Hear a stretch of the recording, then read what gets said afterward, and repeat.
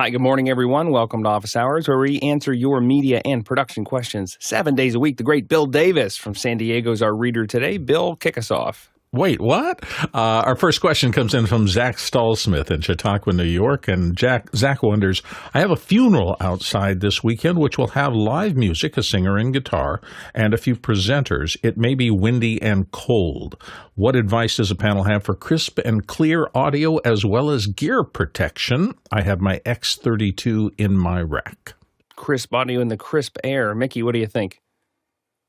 So in terms of wind and cold, depending on what exactly mean by cold, but if it's, not sub-freezing temperatures, that's a non-issue for equipment, and also like your cables will be fine. If you rely on battery-powered devices, then you may want to double up on your batteries.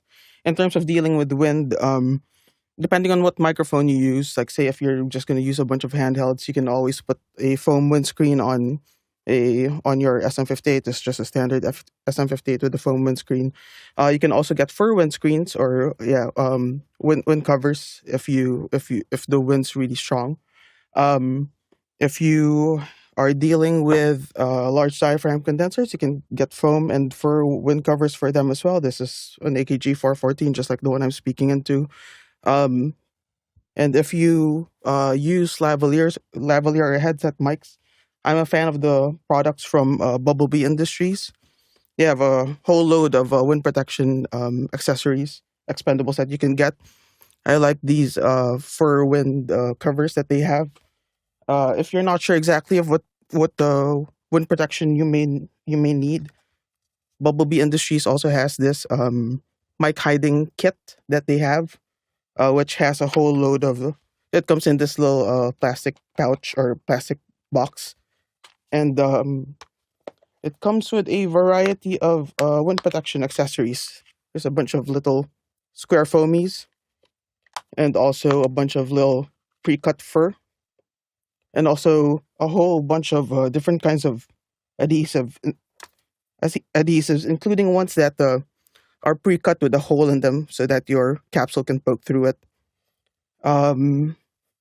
That's I think pretty much it. Like with the X32 rack, I'd stay inside a heated tent if you can set one up, a pop-up tent, put a heater in it, and have your desk inside it so that you don't have to deal with the weather. Courtney. You didn't say how large a gathering this is going to be. And if it's going to be like graveside or some service, you may need to think about power.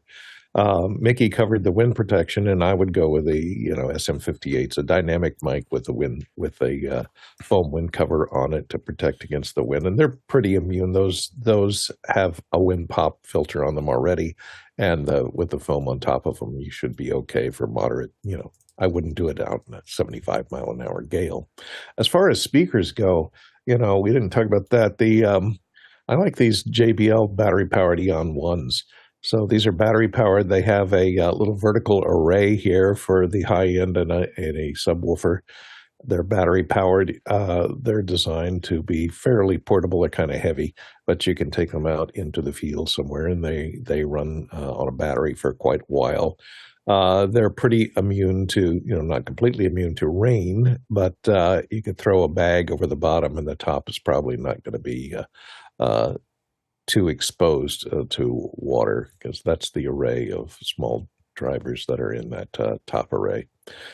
So that's a handy thing to have, and you could take a couple of those, put them on either side, and get pretty good coverage to get the speakers, the high end, up for clarity, up above the heads of the people, and the low frequency, the woofer doesn't matter. Jason. So much complexity can be fixed for what I'm picturing as an acoustic guitar purely by getting the microphone inside of the acoustics, or just, getting one of those snap-in pickups. It's going to sound so much cleaner. It will still sound like an acoustic guitar, and, grab that and a direct box, and away you go. That will solve most of the problems that I'm imagining. And as far as the heated tent, that's a great idea. Word of advice, use propane and not electricity, because you don't want to dirty your signal. Mickey. Good point about the guitar. I would just DI. Make sure your musician brings a guitar with a pickup built in, so you don't have to deal with clipping on a horrible sounding pickup. Just have the musician bring a guitar with a pickup in it and plug DI. You're good. And yeah, as Courtney mentioned, SM58s. Inside the metal grill, if you unscrew it inside the metal grill, there's already foam in there, and on top of the capsule there is also foam. So just even like a simple foam windscreen on top of that, that can handle a lot of wind. Guy? Yeah, I did this for some microphone tests a few years ago, and I was shocked as to how good a lavalier could sound with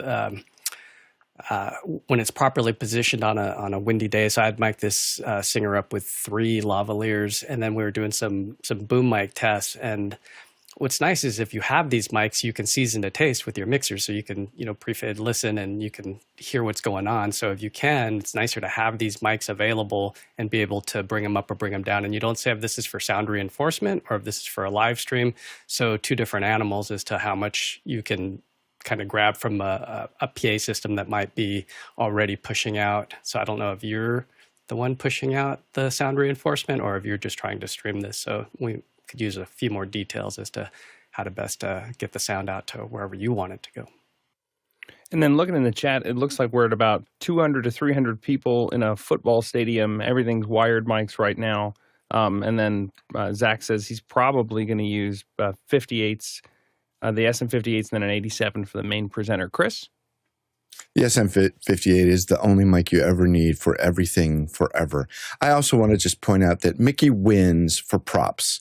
Mickey always has all the props. I just saw all those mics. I'm like, man. Like, just all the stuff. Thank you, Mickey. Thank you for being all Mickey. We come for the knowledge, save for the props. Next question. Next question comes up from David Brady in New York City, and he's looking for power strips. He says $199 for a 6-outlet USB-C charging smart chip surge-protected power strip in fashionable black. What's the panel's opinion? He's got a link there to Conway Goods. Mickey? Yeah, this is the power strip or power bar, I don't know what you want to call it, that David linked to. For me, it looks like this specific one that's pictured here is about 200 US.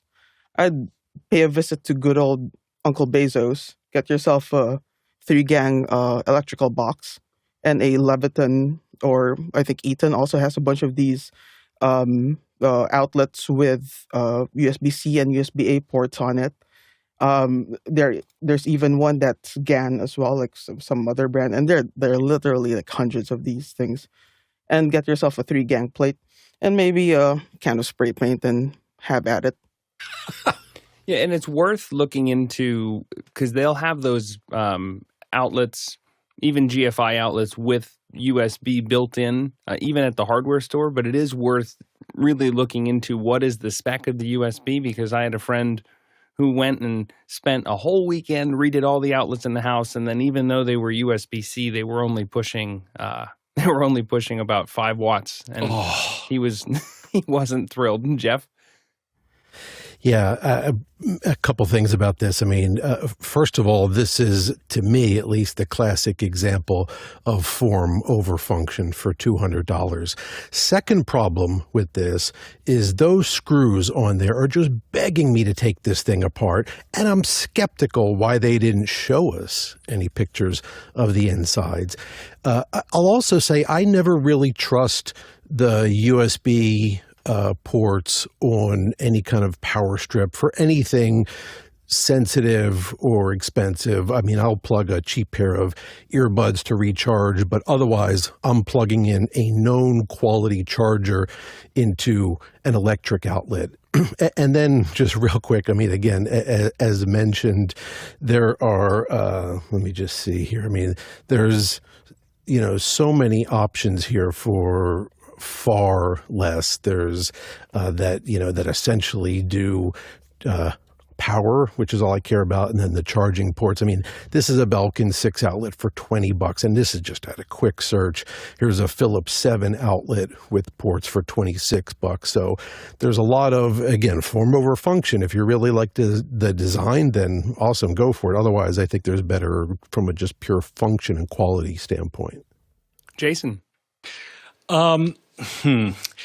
Yeah, if these were any more like kind of hipster, awesome looking, they would be like, a vegan lumberjack. That's all I'm going to say. They're very pretty. I will say it is a nice touch to have a little toggle switch. It's also a big problem in production to have a giant toggle switch at the very top of your Look at that. 15 amp views. I mean, okay, but if you don't know how to wire up an AC outlet, like, take the opportunity. It is the easiest thing on earth, and you will save a fair bit of money. If you just want this arguably incredibly pretty power strip, go for it. And just remember, if you're going to work on live circuits, do it with one hand behind your back so the current can't cross your chest. Go ahead, Courtney. Yes, and your tongue permanently embedded in the side of your mouth. I just bought, you could get away a lot cheaper, and I think a much better design. I just bought, I have about 5 of these, and they're working great.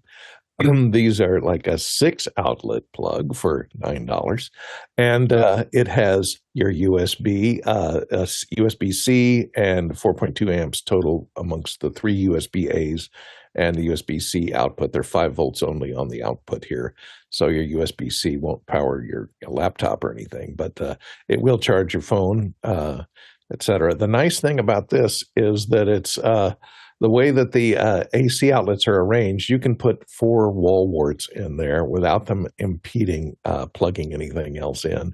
Plus, there's 4 on the side. There's 4 on the sides too, so you get 8 outlets. It is surge protected. It has a toggle switch over there on the cord side. So it has all the things that yours has, plus 2 more outlets, and the ability to plug wall warts in without them interfering with each other. And it's $9 and can come today if you order it from Amazon. Chris? I think you guys are all overlooking the most important part about this question. And it comes from David Brady. And he is a very fashionable man.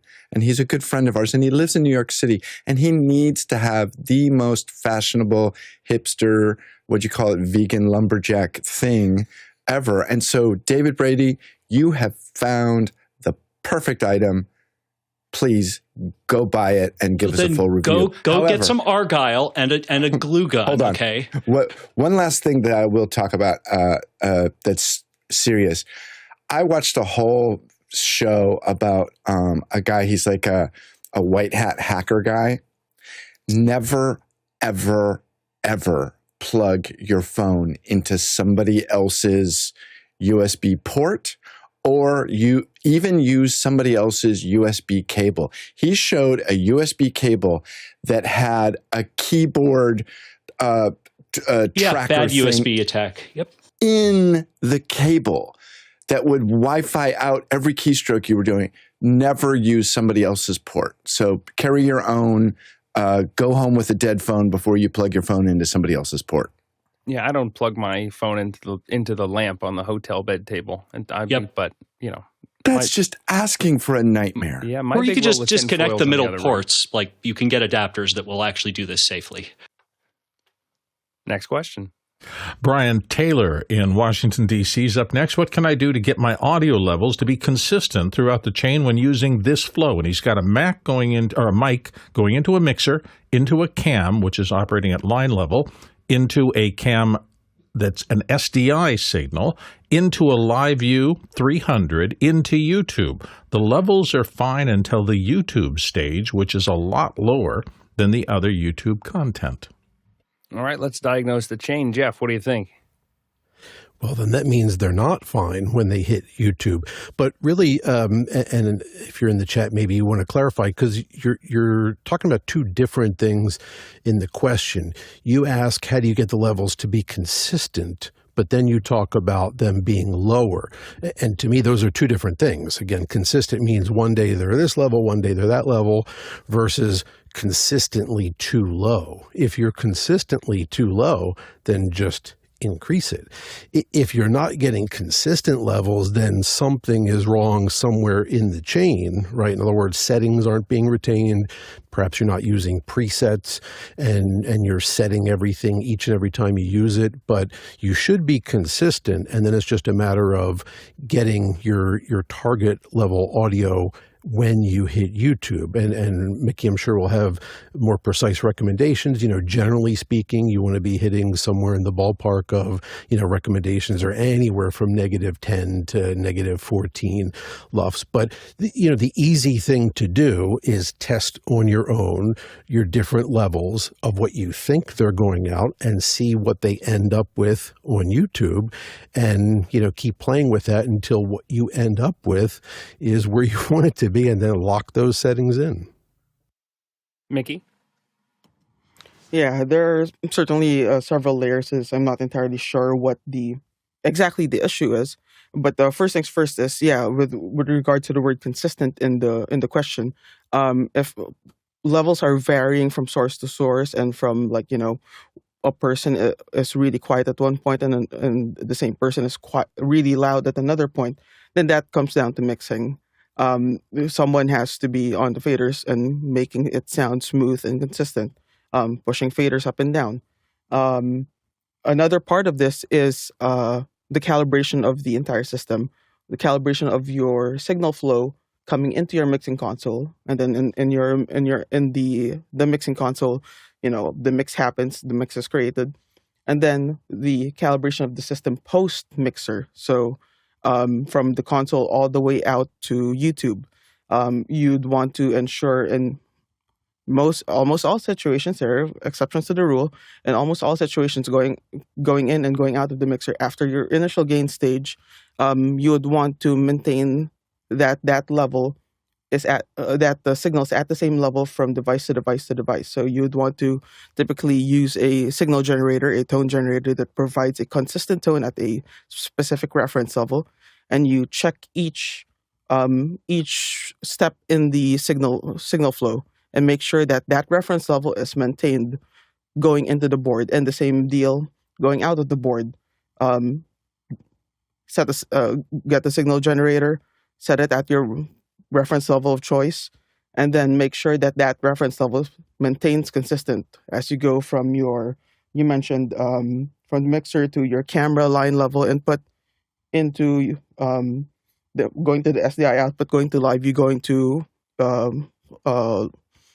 LiveU in the cloud, and then off to YouTube. Make sure that level is consistent all throughout, so that what you're doing in the board is actually what ends up being broadcasted and heard by everyone. So that's calibrating your system. And then lastly would be, what exactly do you mean by levels are fine? What is fine? What is the definition of fine for you? Know what loudness specification has been given to your A1 to mix for. It may be too loud, or it may be too quiet for what YouTube typically expects, and you'd want to make sure your A1 gets the correct specs and make sure they're hitting those specs. YouTube recommends -14 LUFS measured at ITU 1440-1. So if you want to hit those specs, then make sure your A1's getting there. If I personally don't want to go anywhere near -14, because for me that sounds really bad, so I don't hit those specs. So make sure whatever specs was handed to your A1, and make sure it's the correct specs. It's not too quiet for what you're expecting, and make sure they're achieving those specs. Bill? Yeah, this has always been difficult. Mickey said to me the magic words. If you want to do some serious reading on this, the process is called gain staging. And if you just do a search on audio gain staging, you'll get hundreds of articles. And so find some from a quality source and pay attention to them. I used to have to mix everything that I produced out of my studio at 2 different levels. Broadcast, some of the network stations wanted a negative 24 LUFS target, and for everything I did for the web, it was negative 16 LUFS. You will hear multiple impressions, and that kind of changes as times go on. But the idea that you will figure out how to get a consistent level through your system, which is the gain staging, and then a consistent level that you measure at the output or in your recording such that whoever's going to play it back gets what they need, that's really the whole holy grail of what we're talking about here. Chris? Can we just let Mickey talk about gain staging for the rest of the day? I second that.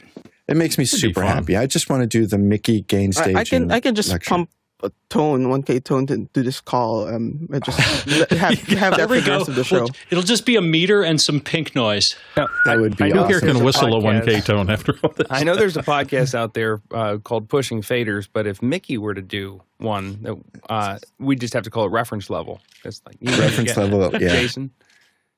One last thing before Go Jason.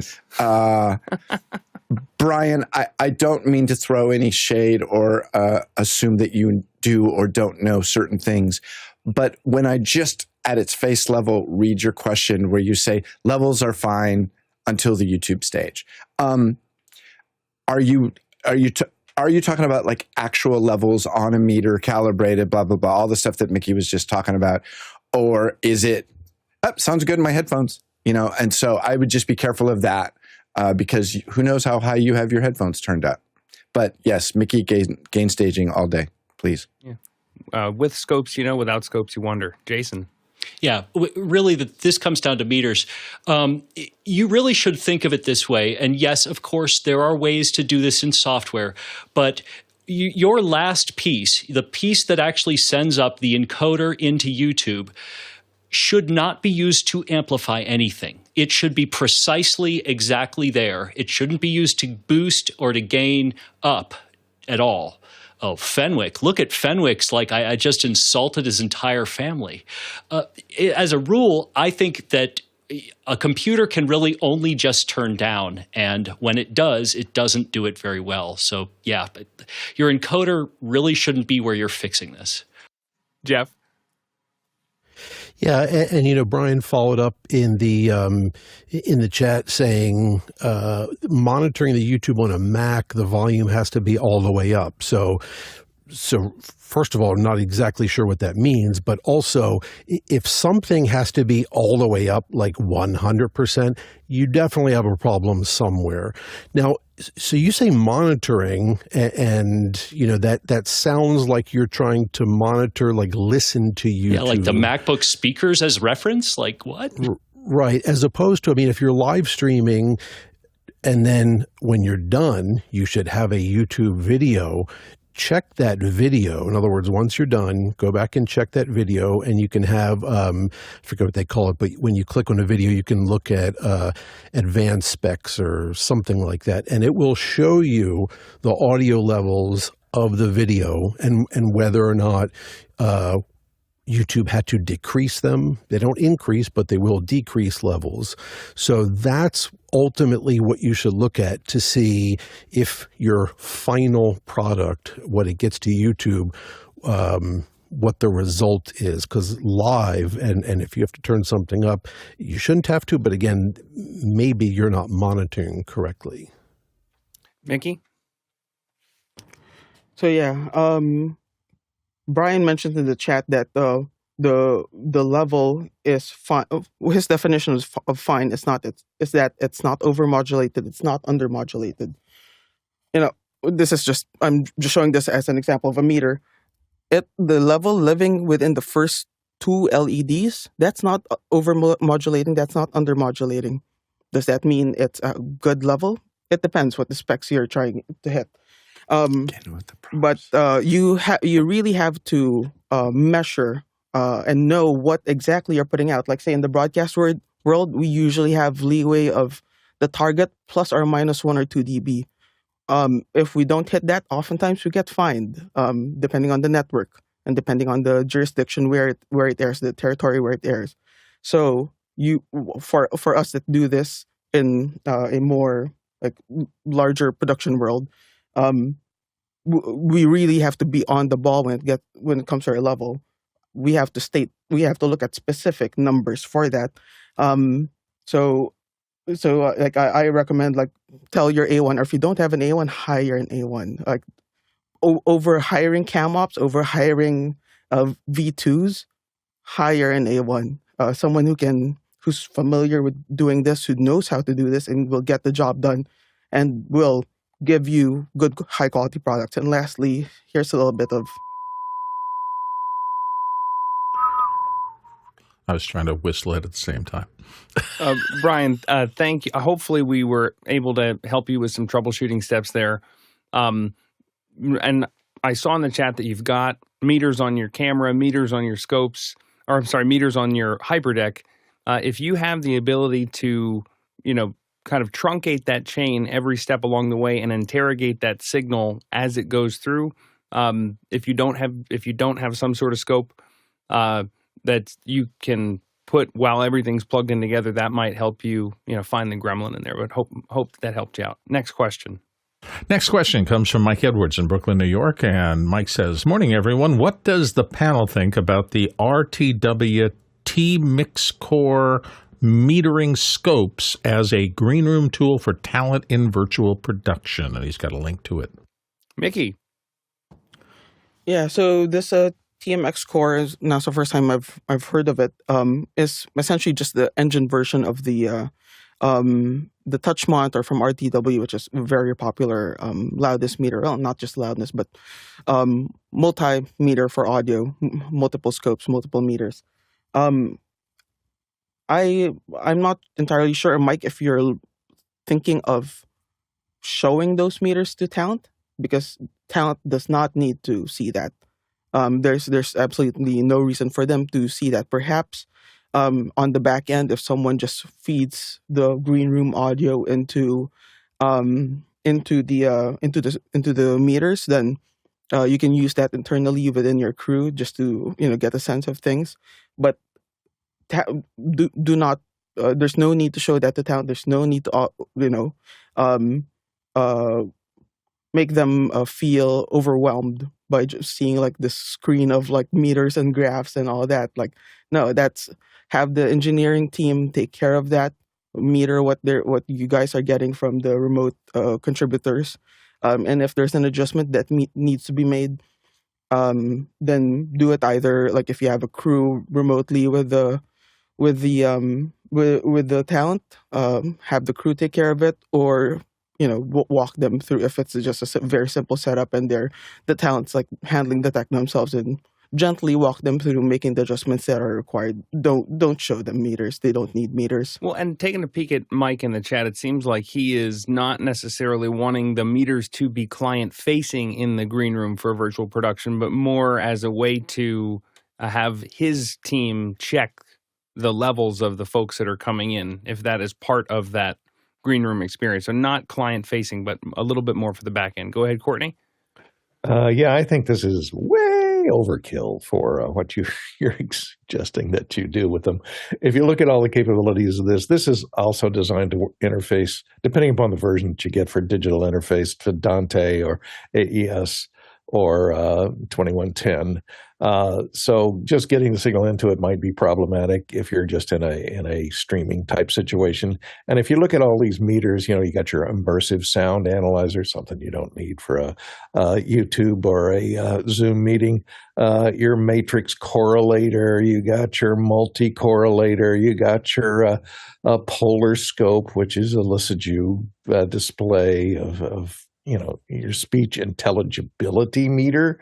Yeah, great, but what are you going to do? Are you going to ask the person to change the EQ on their end? It's I think the one scope that might be usable to them is way down here at the bottom. Look at all of these things you'd have to go through. If you say, let me check the meters and I'll be back in about a half an hour. These moving coil simulation of moving coil VU meters, that might be the only thing you want to see for the thing that you're looking at. So it simulates an age-old moving coil VU meter. That might be the easiest thing to check your level with. Chris? I'd like to recommend that we, as a community of individuals, create a product. And we're going to call this product the Mickey Mic Enhancer. And it's going to be a box, Mickey. And it's going to have an XLR in on one side, an XLR out on the other side. And a VPN. And just a coil of cable. Direct just a coil of cable in the middle. Don't worry, I'm designing it right now. I got it. And we have to market it as subtle mic processing that is subtle but excellent. And it does absolutely nothing. But I promise you use the term oxygen free. Oxygen free, small batch, bespoke. Yeah. Sustainable. Artisanal microphone processing. I'd buy one, Mickey. Jason. Well, depending upon whether or not you have okay, first things first. These are very cool things. And like, if you want to buy one of these, buy it. But don't buy it for this. Like, this is an incredibly capable device. And it can be used for all sorts of things. If you want to spend money on it, go for it. That said, I've got to agree with everyone that's come before me. It's really shouldn't be used for this because, if you have a digital mixer, you can get a meter on your iPad and it'll basically do what you need. Now, the place where I actually see value in this, in a semi-talent-facing way, is a little bit of showmanship, whether that is in your shot while they're talking to you and it is in the background, because in the confidence game aspect of this, somebody that doesn't know what they're looking at is going to see that and it's just going to give them a feeling. You don't have to call attention to it. You don't have to talk about it. But the fact that it's there has there's something to be said for that. Now, you don't need necessarily get this box to do that, but don't forget the fact that this set of meters looks pretty and looks impressive isn't going to fix your production if you're holding it wrong, right? If you're not doing a good job and the audio doesn't sound good, it doesn't matter what your meters look like. But if you're knocking it out of the park and killing it, and this is also, kind of in view, there's a little bit of a good feeling that a client's going to get from that. So use it as a tool, use it as a little bit of flair, but don't overspend. Next question. Brian Taylor is back from Washington, D.C. What can I do to convince clients that a stream pre-roll a la Office Hours Global is, if not a necessity, very helpful to the production crew? Jason, count me down. Depends on how much time you have. So all you really have to do is show them Saturday Night Live's Cold Open. And they always pot it up just a little bit too early. And the level is never quite right. Then you hear them dial it in real fast after that. And then compare that to a rolling start of an F1 race.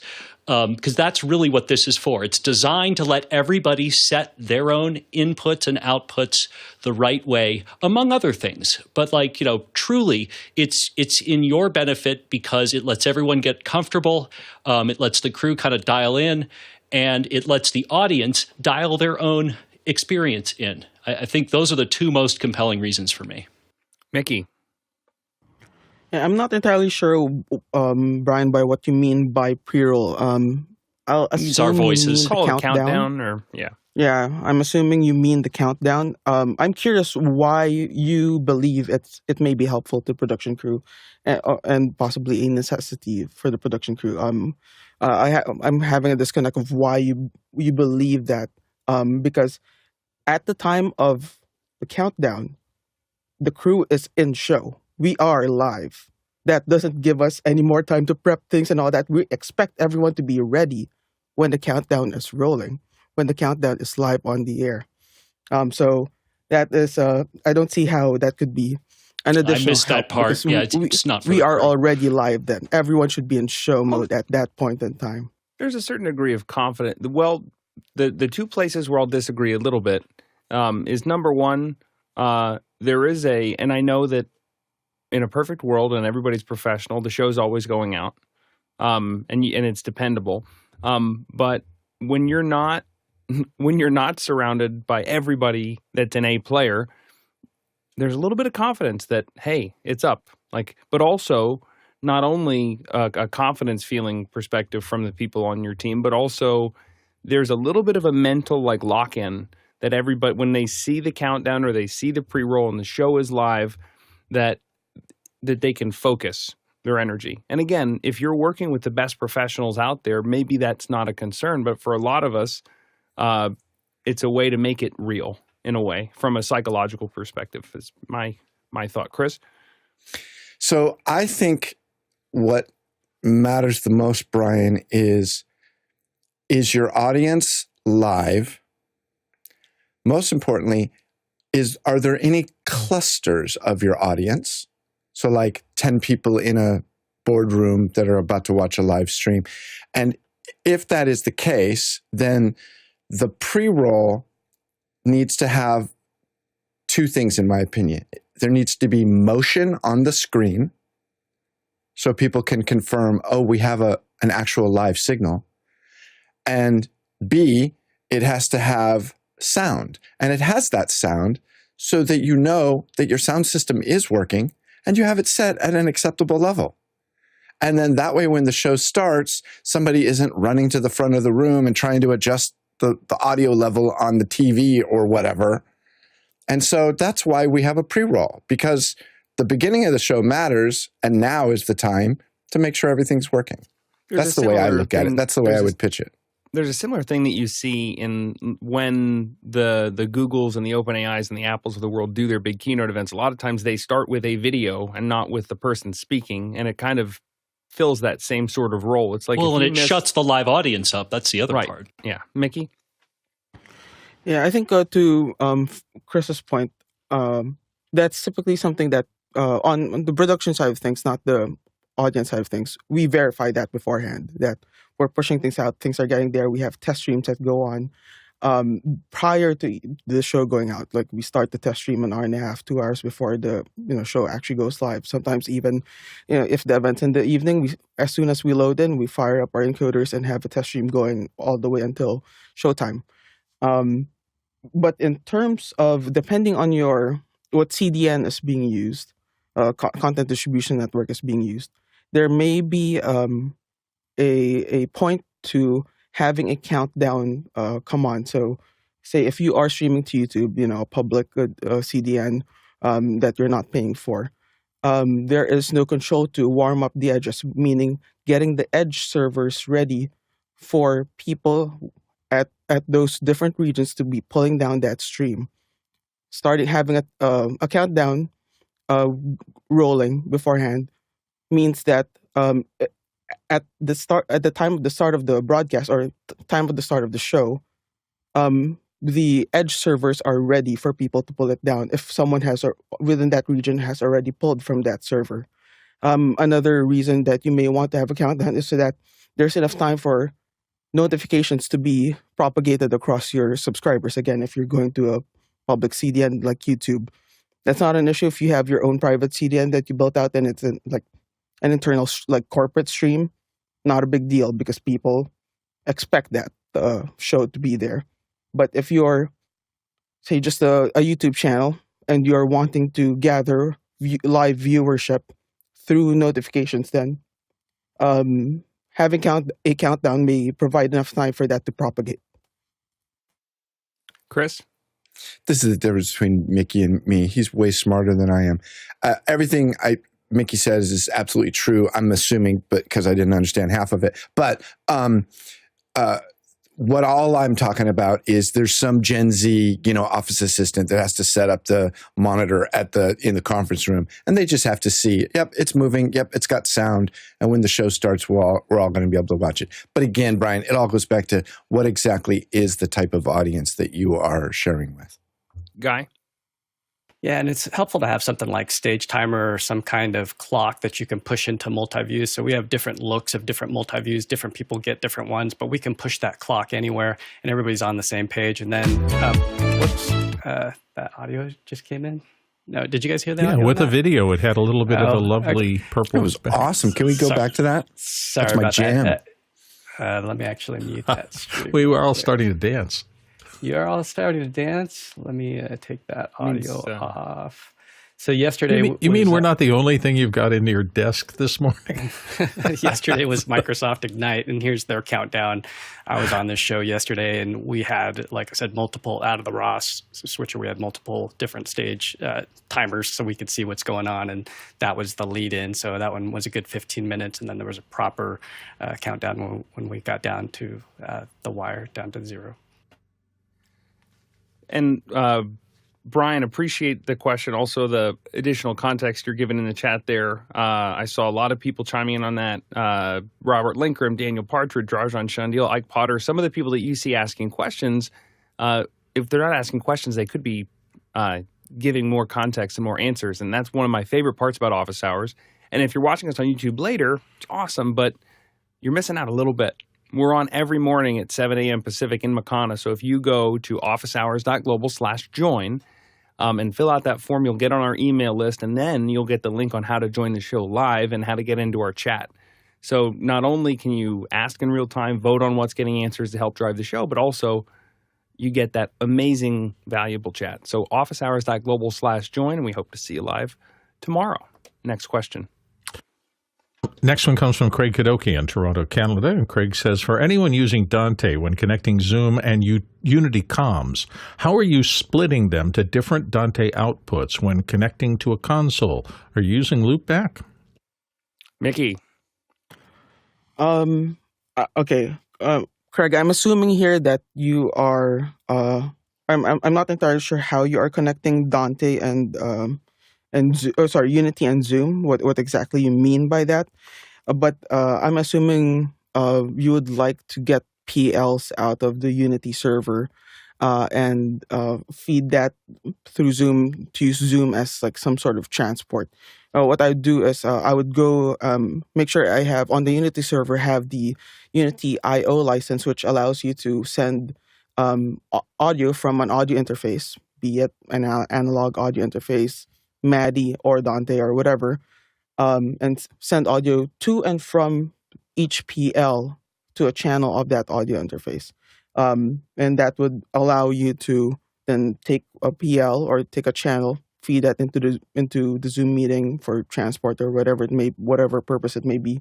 And at the same time, you can also get the channel from out of the Zoom machine, feed it into that same Unity channel. Just in case you might be talking about, like, as a user that's running both, jumping into a Zoom meeting and at the same time using Unity Intercom, just like us in the panel here. For something like that, well, I personally run Unity on, I have 3 Unity clients running for office hours, and they're running on totally separate machines from my Zoom computer. But if it were a single computer, yes, I'd use Loopback for that. Jason. Yeah, this comes down to same computer, different computer.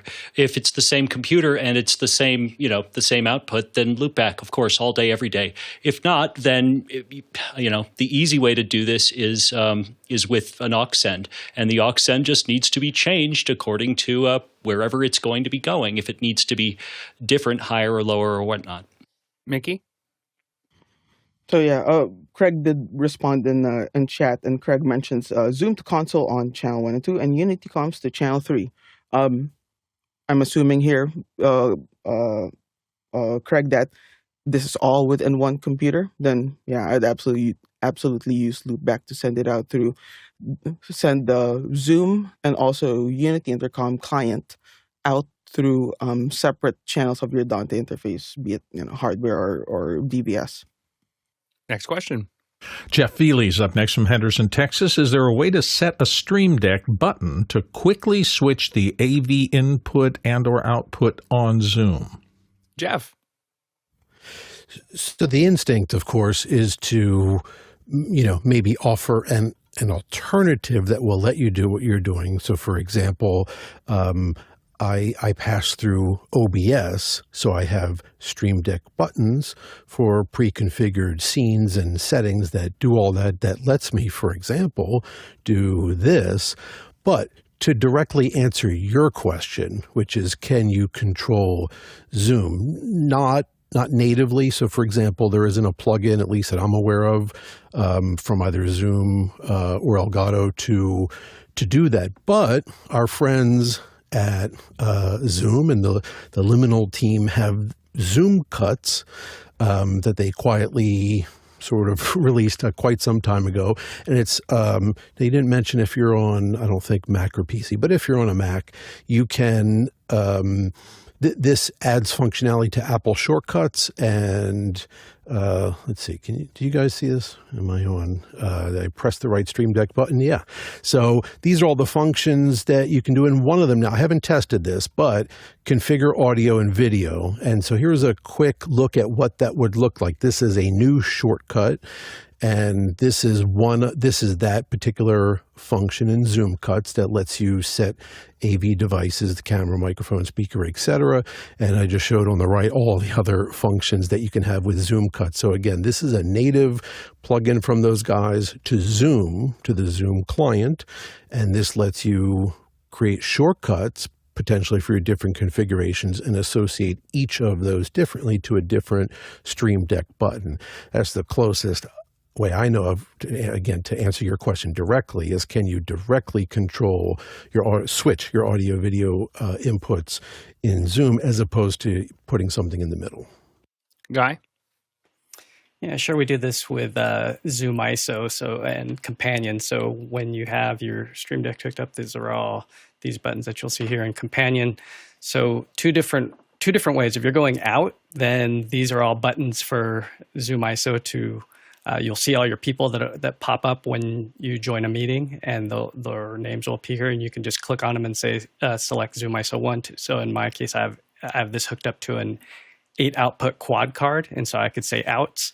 And then if you wanted to set camera, this is Zoom OSC. So there's two different things happening here. One's Zoom OSC, and if you do this like I have it set up, you need to be careful about your ports because the default port is the same on both these. So in order to get this working, be careful about what port number you have it set at. But once you log into a meeting and you enable the outputs, so let me just go ahead and I'll select one person to start here. So say Annika, and then we'll enable, and then we should see these buttons light up with the people.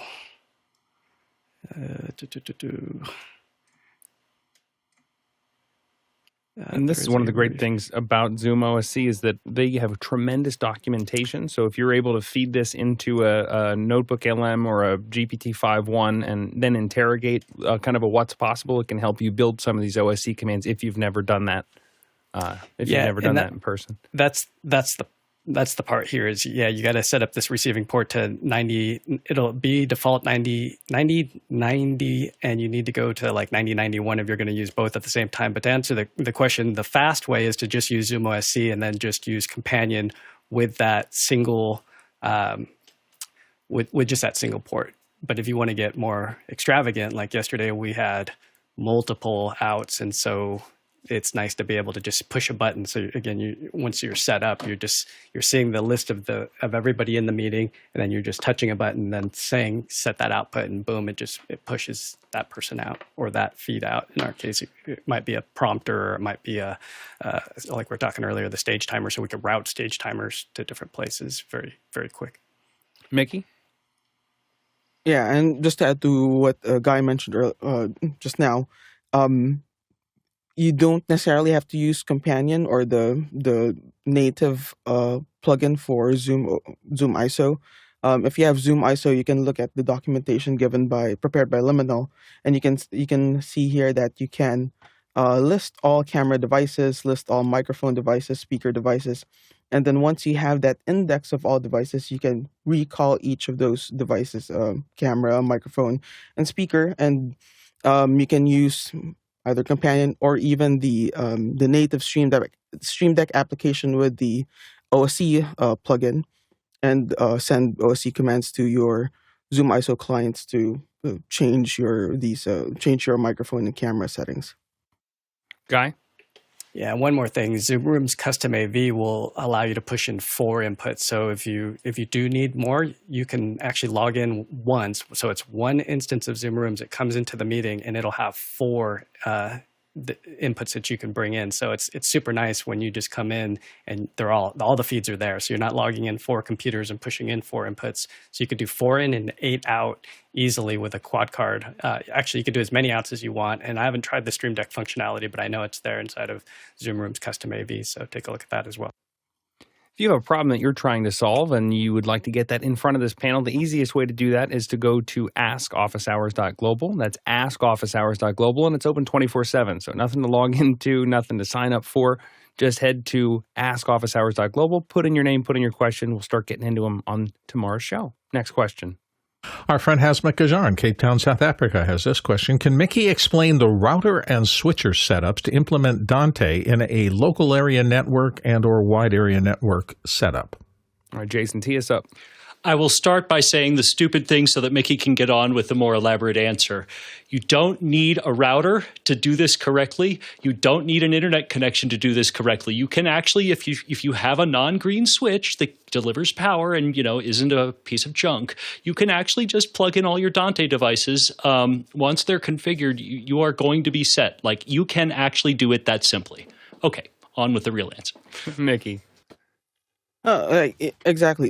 What you mentioned, Jason, is correct. If you have a switch that complies with the prerequisites of a Dante network and how you run your Dante network, a dumb switch should do. Again, it has to work within those parameters, the strict parameters that Dante requires. But a dumb switch will be able to do that. You don't need a router, and this will, of course, work with much simpler networks. Specifically with Hasmuk's network, which I have been working on, they have a full Meraki infrastructure across multiple sites. So what we're building there is segregating the Dante traffic within the same physical infrastructure with VLANs. So that would mean at the moment all their networks at all sites are just flat networks, single VLAN. It's not much management going on with the traffic, not much shaping going on with the traffic. What we're looking at implementing is segregating traffic between, or segregating clients between multiple VLANs. So we're looking at their primary production VLAN, a separate management VLAN, a separate Dante VLAN, perhaps a separate guest VLAN, and whatever other segregation they may need. On top of that, making all sites aware of those VLANs. It's Meraki, so you have you can manage things through their full software-defined network infrastructure, as well as since things are VPN'd across the sites through Meraki, then we can make, say, Hasmuk's I'm master control of everything, be able to see all the networks across the sites, all the different VLANs across the sites, and be able to communicate with them. Whereas your lowly guest has nothing visible to them except the internet. So those are things we're planning to look at. And in terms of implementing Dante in a network environment, of course, that entails making sure that if there are any switches that may have green Ethernet, energy efficient Ethernet enabled, make sure that's disabled, and also implementing QoS rules or QoS priority so that PTP and other Dante related traffic get priority and are transported over the network in a timely fashion. And then there are other things in terms of managing and shaping the traffic, things like IGMP snooping, so that if there is a need for multicast transmissions, that those do not flood every single port. They only go to the ports that are required. There are very, very simple requirements for Dante to work on the network, but you really have to stick to those requirements. On top of that, we need to also configure multiple switches to have ports that are dedicated to Dante, while other ports are dedicated to other VLANs, and just hard coding those ports to be just for those specific purposes, which is isn't very complicated, but yeah. Next question. Next one comes to us from Roz Humphreys in Comox, British Columbia. Good morning, all. I'm looking for an Ecamm replacement, mostly for recording remotely, not live. Any suggestions? So I'm trying to dissect this a little bit, and maybe you can give us some context in the chat. Looking at, Ecamm allows you to build virtual scenes and multi-boxes and, and cut a show, so to speak, in software. The question is, do you need the functionality to take all those individual inputs and sort of build scenes to do that local recording? Or what is the specific application? Maybe Mickey can decipher this better than I. Go ahead, Mickey.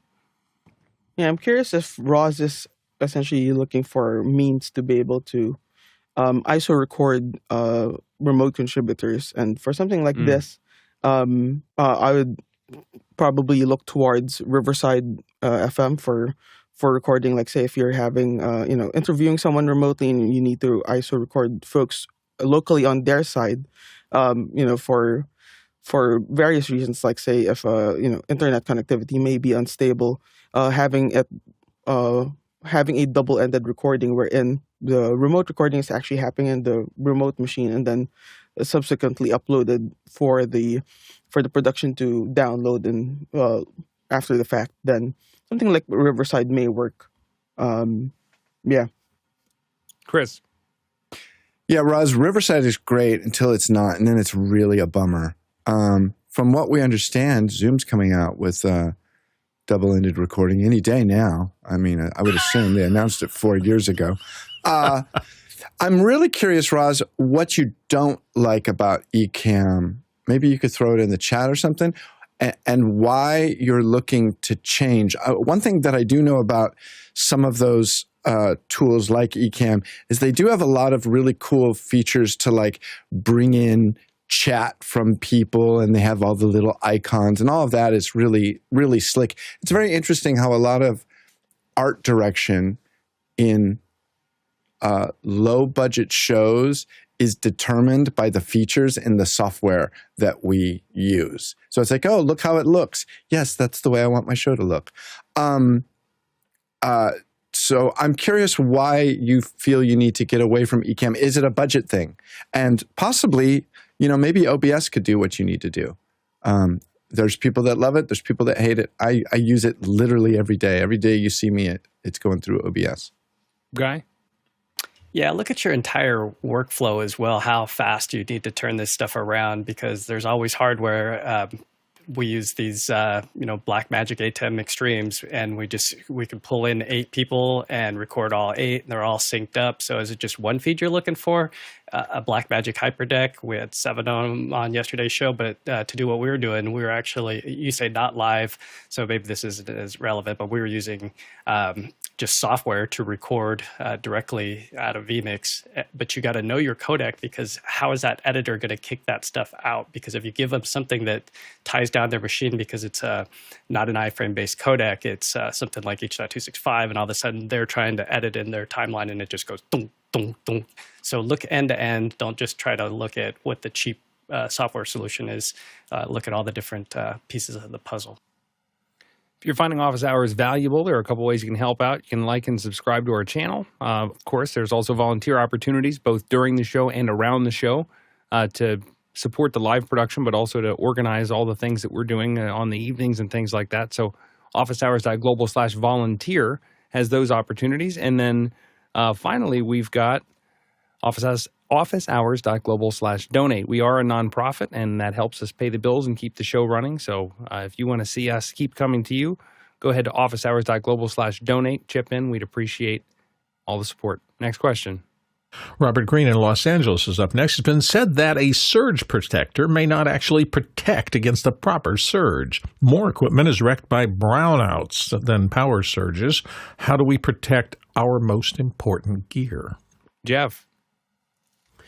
Well, so I use battery backups with good quality ones with also surge protection.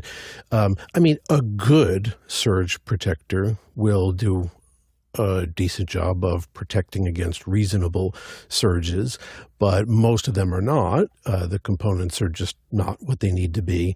And then you get to two different things. So there's ups that also have surge protection, and then there's power conditioning, and then there's boxes that do all of the above. Now, for example, I'm not going to pretend to understand, much less explain the electrical pathways. I'm showing a diagram of kind of what's going on, the difference with an UPS, for example. And then Furman, for example, makes a ton of these power conditioners.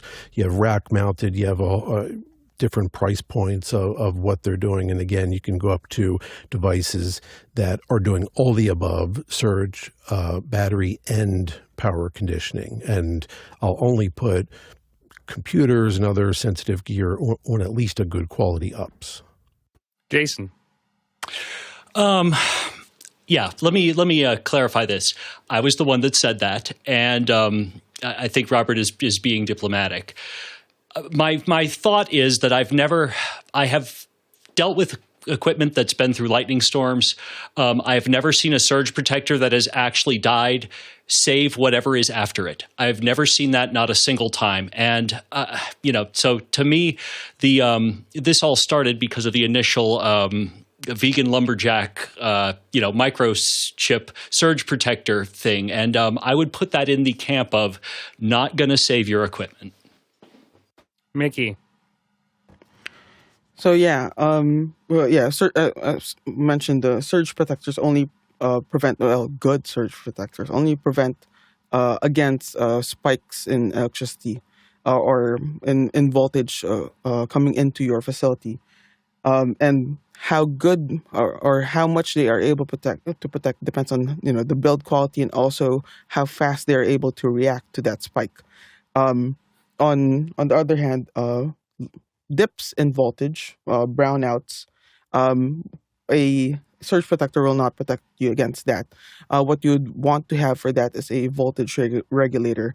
In our facility here, coming in from the grid, we have two voltage regulators, large voltage regulators that are servo-based, meaning there is an actual variac, a variable transformer in it, wherein it spins around and varies the ratio that the transformer is transforming the voltage to and from.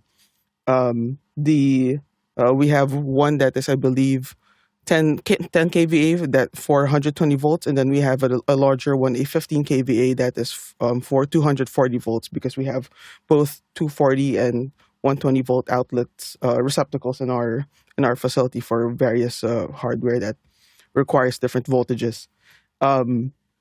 Those are able to protect us against some dips in the voltage, because the transformer is actually moving around and varying the voltage coming out despite the lull in the voltage. But if it goes low enough below the threshold that those voltage regulators can handle, we have UPSs in line after that within each of our racks. That if the voltage goes way too low, then the UPS will carry us over for that. And then in most of the racks after the UPS, we have Furman surge protectors after the fact. Courtney. Yeah, it's less of a problem now that everything has pretty much gone to switching power supplies. In the old days, when you had transformer power supplies, low voltage is a problem because you can fry a transformer with a low voltage because it'll heat up and melt the windings. These days, also, you got to remember, if something says surge protector, usually what that is an MOV, which is a metal oxide varistor that is across the AC line. It's a shunt. So if there's a spike in the voltage, it'll shunt that spike to the neutral and absorb it. The problem is if you plug it into a way over voltage connector, or if you get a lightning strike, it can blow that varistor. It'll just vaporize it. And then you have no surge protection. And since it's now disconnected, you're still getting your 110 volts or 220 volts to your equipment, or maybe more. But once that blows, it can no longer shunt the spikes to neutral, and now you're really in trouble. So if you plug something in that's designed to run at 110 volts and you plug it into 220, it'll pop that MOV. You'll hear a big loud pop and maybe a spark fly out of your surge protector. And now it's no longer surge protecting, but it's still providing voltage to the outputs. So it's not a circuit breaker. It's a shunt. If we had to have a show title for today, I think we would put it squarely in the camp of Vaporize the Varistor. It just has a great ring to it. Episode 2066 of Office Hours, Vaporize the Varistor. That is going to do it for episode 2066. Thank you so much for our panel for coming in today, sharing your life experience and all of the great things that you know and can share freely. It's so great to get smarter with everyone. Also to our back-end crew who, like I said before, not only keep us running during the show, and provide great props on occasion, but also keeping us organized and going forward. We appreciate you. You're the foundation, truly, of what we're doing, even when we have weeks with technical curveballs like we've had this week with the internet at large. Also, thank you to our producers for asking such great questions. We did have a couple that we had to send back. So if you asked via the QR code, we're going to keep bringing those in just like normal. No labor needed on your part, but if you ask it in Makana, those will be back in your notes. So next time you're watching live, you can put those in. If we would have had to go around in person today and ask all these wonderful questions, we would have gone 16,000 miles. That's 26,000 kilometers, 128 million bananas for scale. Thanks a lot. We'll see you in After Hours. I want a T-shirt that says, "Shut up or I'll vaporize your varistors." I'm going to vaporize. I want to make a T-shirt for Mickey that says "Mix happens." Mix. Well, shunt my varistor. I reckon. I like Robert Greene's with the test tone, and the answer, of course, is don't use that tone with me. That's right. Don't use that frequency. Never. All right. Have a great Wednesday, everybody. Cheers. The curse of 1,000 hertz on you. All right. Bye-bye.